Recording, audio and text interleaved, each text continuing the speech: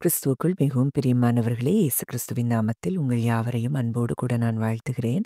இந்த நாளிலும் தேவன் நம்மோடு கூட இடைப்படுகின்ற ஒரு வார்த்தை, என்னாகமம் 24ஆம் அதிகாரம் 1ஆம் வசனம் சொல்லுகிறது, இஸ்ரவேலை ஆசீர்வதிப்பதே கர்த்தருக்குப் பிரியம் என்று. ஆம், நம்மை ஆசீர்வதிப்பது மாத்திரம்தான் நம் தேவனாகிய கர்த்தருக்கு பிரியமாயிருக்கிறது. இன்றைக்கு அவர் நமக்கு தகப்பனாயிருக்கிறார். ஒவ்வொரு நொடி பொழுதும் அவருடைய பிள்ளைகளாகிய நாம் ஆசீர்வதிப்புமாயிருப்பதும், அவர் ஆசீர்வதிப்பதும் தான் அவருக்கு பிரியமாயிருக்கிறது. அப்போ இன்றைக்கு எப்படியெல்லாம் அவர் ஆசீர்வதிக்கணும் நம்மள விரும்புறார்ன்னு சொல்லி, வேதத்தின் அடிப்படையில சில காரியங்களை குறித்து தியானிக்க போகிறோம். ஒரு 2 நாட்களாக நாம் அதை குறித்து தொடர்ந்து தியானிக்கலாம் என்று சொல்லி, என் கர்த்தர் ஆவியானவர் என் இருதயத்திற்குள் போட்ட வார்த்தைகளை நாம் தியானிக்க போகிறோம். சங்கீதம் 29:11 பார்க்கிறோம். முதலாவது, அவர் நமக்கு சமாதானத்தையும் மனமகிழ்ச்சியும் கொடுத்து அவர் ஆசீர்வதிக்கிற தகப்பனாயிருக்கிறாராம். சங்கீதம் 29:11 சொல்லுகிறது, கர்த்தர் தமது ஜனத்திற்கு பெலன் கொடுப்பார். கர்த்தர் தமது ஜனத்திற்கு சமாதானம் அருளி அவர்களை ஆசீர்வதிப்பார்.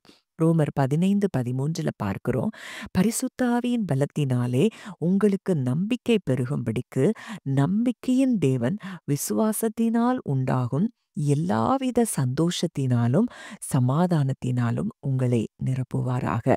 அப்போ முதல்ல தேவன் நம்ம எதை கொடுத்து ஆசீர்வதிக்க விரும்புறாரா? சமாதானத்தை கொடுத்து, பலனை கொடுத்து, மன மகிழ்ச்சியை கொடுத்து. அந்த மன மகிழ்ச்சியும் சமாதானமும் எந்த இடத்துல நமக்கு கிடைக்கும் அப்படின்னா, மனப்பூர்வமாய் பூரணமாய் நாம் விசுவாசிக்கும்போது, தேவனை விசுவாசிக்கும்போது, அந்த சந்தோஷம், சமாதானம் நம் இருதயங்களை ஆட்கொள்ள ஆரம்பிக்கிறத நம்ம பார்க்கிறோம். அப்போ இன்றைக்கு நமக்கு தேவன் சமாதானத்தையும், சந்தோஷத்தையும் கொடுத்து ஆசீர்வதிக்கிறது தான் அவருக்கு பிரியமாய் இருக்கிறத நம்ம இந்த வார்த்தைகள் மூலம் அறிந்து கொள்ளலாம். அடுத்ததா ஒரு வார்த்தை சொல்லுகிறது, பிலிப்பியர் 4:19 என் தேவன் தம்முடைய ஐஸ்வரியத்தின்படி உங்கள் குறைவையெல்லாம் கிறிஸ்து இயேசுவுக்குள் மகிமையிலே நிறைவாக்குவார். அப்போ இன்னைக்கு உங்க வாழ்க்கையில எதெல்லாம் குறைவுகளா இருக்குது, இந்த தேவை ஏதோ ஒரு தேவைகள் சந்திக்கப்படாத சூழ்நிலைகள்ல இந்த தேவை இன்னும் சந்திக்கப்படலையே நீங்க கலங்கி கொண்டிருக்கலாம்.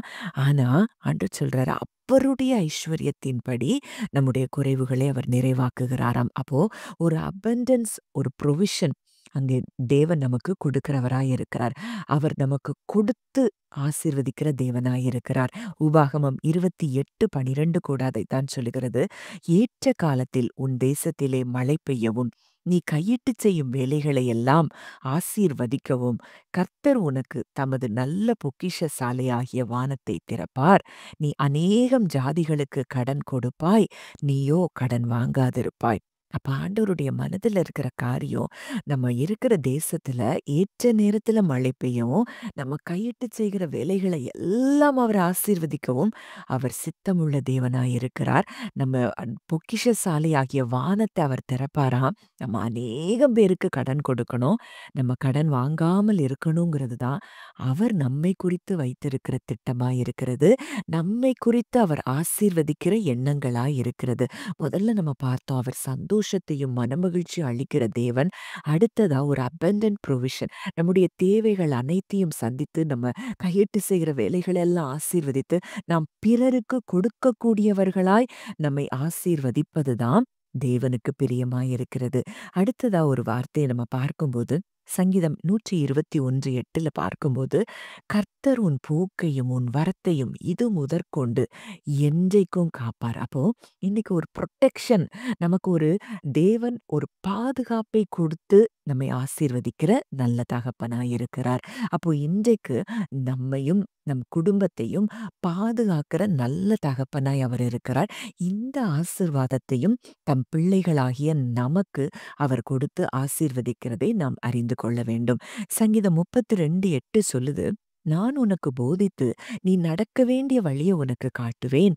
உன்மேல் என் கண்ணை வைத்து உனக்கு ஆலோசனை சொல்லுவேன். அப்போ ஒரு கைடன்ஸ் குடுக்கிற ஒரு நல்ல தகப்பனாய் அவர் இருக்கிறத பார்க்கிறோம்.